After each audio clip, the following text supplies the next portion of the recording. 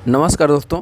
आपकी तैयारी काफ़ी बेहतर चल रही होगी और आपकी तैयारी को और बेहतर बनाने के लिए आज की वीडियो में हम लोग करेंगे यूपी पेट के लिए हिस्ट्री से संबंधित महत्वपूर्ण क्वेश्चन। तो चलिए हम अपने क्वेश्चन की शुरुआत करते हैं। सबसे पहला क्वेश्चन है दोस्तों, किस मुग़ल बादशाह को जिंदा पीर कहा जाता है? क्वेश्चन एक बार और पढ़ देते हैं। किस मुग़ल बादशाह को जिंदा पीर कहा जाता है? ऑप्शन देखिएगा, A Akbar, option number B Aurangzeb, option number C Shahjahan और ऑप्शन नंबर डी और जहांगीर। तो इसका राइट आंसर हो जाएगा दोस्तों ऑप्शन नंबर बी। औरंगजेब को क्या कहा जाता है? तो जिंदा पीर कहा जाता है, भूलेंगे नहीं। आगे बढ़ते हैं क्वेश्चन नंबर 2 की तरफ। क्वेश्चन नंबर 2 देखिए, हर्षचरित किसके द्वारा लिखी गई थी? हर्षचरित किसके द्वारा लिखी गई थी? ऑप्शन ए देखिएगा, Kalidas, B Banabhatta, option number C Valmiki और option number D Vyas.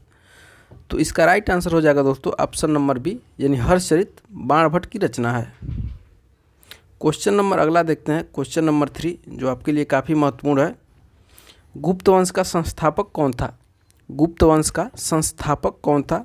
Option A देखिएगा, Ghatotkacha, option B Srigupta, option C Chandragupta प्रथम और ऑप्शन डी इनमें से कोई नहीं।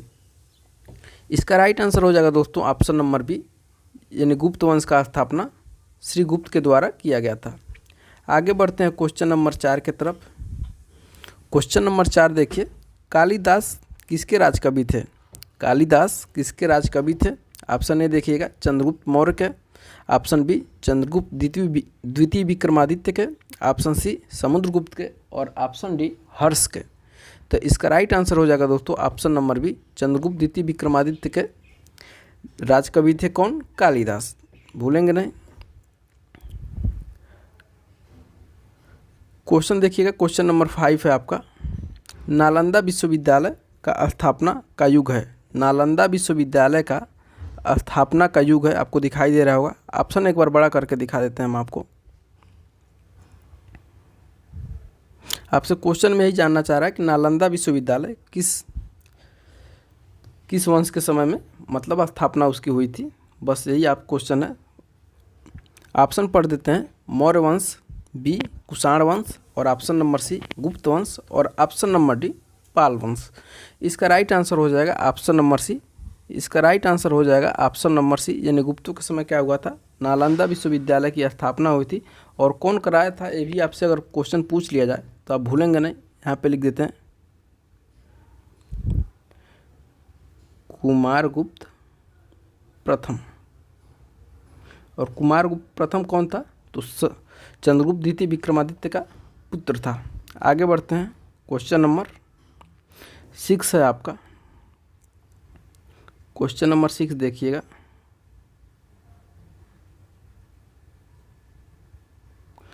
क्वेश्चन नंबर 6 है, गुप्त काल की सोने की मुद्रा को कहा जाता है? गुप्त काल की सोने की मुद्रा को कहा जाता है?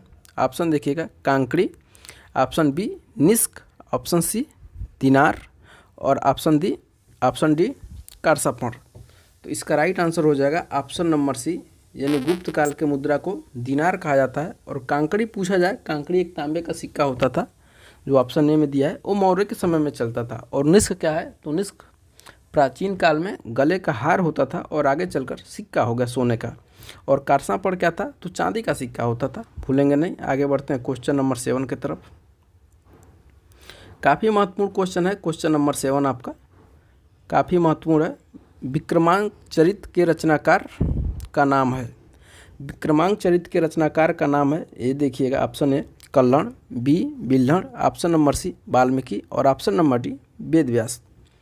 इसका राइट आंसर हो जाएगा ऑप्शन नंबर बी, बिल्हण के द्वारा विक्रमांक चरित लिखा गया था। और कल्हण के द्वारा क्या लिखा गया था? तो राज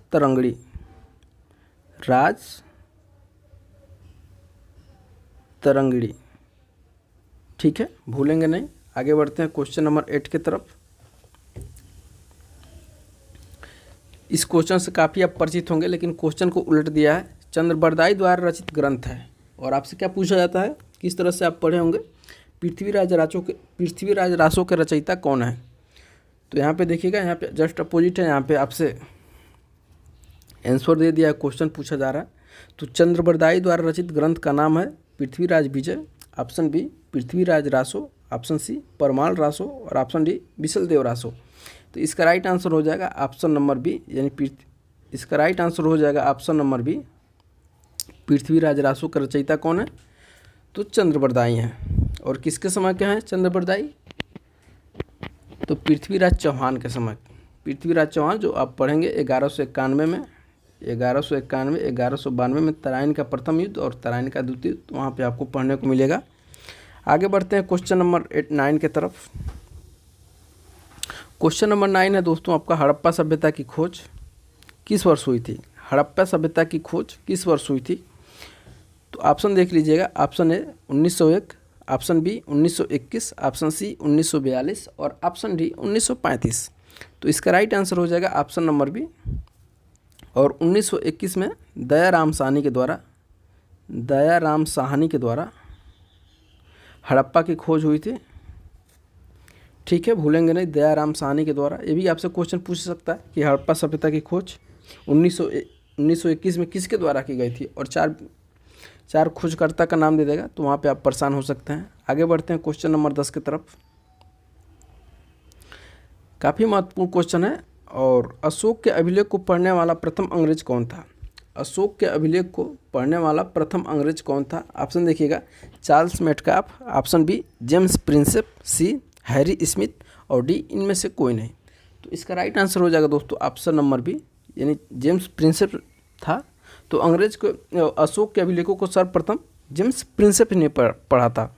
तो ठीक है दोस्तों, कैसा लगा हमारा वीडियो कमेंट करके ज़रूर बताइएगा, और अपने दोस्तों के साथ ये वीडियो शेयर करना नहीं भूलिएगा। मिलते हैं हम लोग अगले वीडियो में, तब तक के लिए बहुत बहुत धन्यवाद।